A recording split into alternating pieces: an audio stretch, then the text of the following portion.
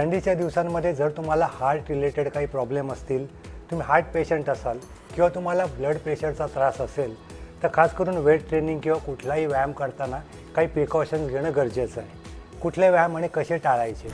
जिममध्ये गेल्या वॉर्मअप तर तुम्ही कराच, मात्र अशा काही मुवमेंट्स करू नका ज्याच्याने ब्लड प्रेशर चेंज होऊ शकतं आणि हार्टला त्रास होऊ शकतो. नंबर 1, स्क्वॉट्स गेल्या स्क्वॉट्स करणं टाळा. आधी थोड्याशा बैठका करा, थोडासा वॉर्मअप करा आणि हेवी स्क्वॉट्स शक्यतो गेल्या करू नका. त्याशिवाय डेडलिफ्ट हा एक व्यायाम प्रकार आहे ज्याच्यामध्ये हार्ट पेशंटला थोडा त्रास होऊ शकतो.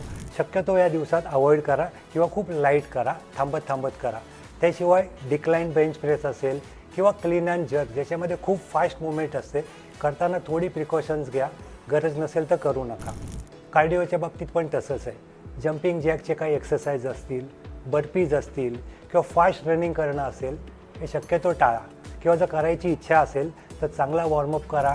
काही काळ थोडंसं पळा, 1-2 उड्या मारल्यावर थांबा, मग 4-5 उड्या मारा. असं करत हळूहळू वाढवा आणि काही वेळानंतर पूर्ण बॉडी वॉर्म झाली आणि आपली ब्रीदिंग पूर्ण कंट्रोलमध्ये असेल तरच हे व्यायाम करा.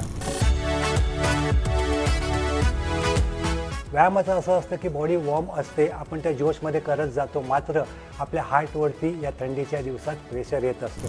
त्यामुळे कळत नाही, अचानक त्रास होऊ शकतो किंवा घरी गेल्यानंतर सुद्धा त्रास वाढू शकतो. त्यामुळे काही दिवस या प्रिकॉशन्स घ्या, थोडासा कमी व्यायाम करा, पण फिट राहा.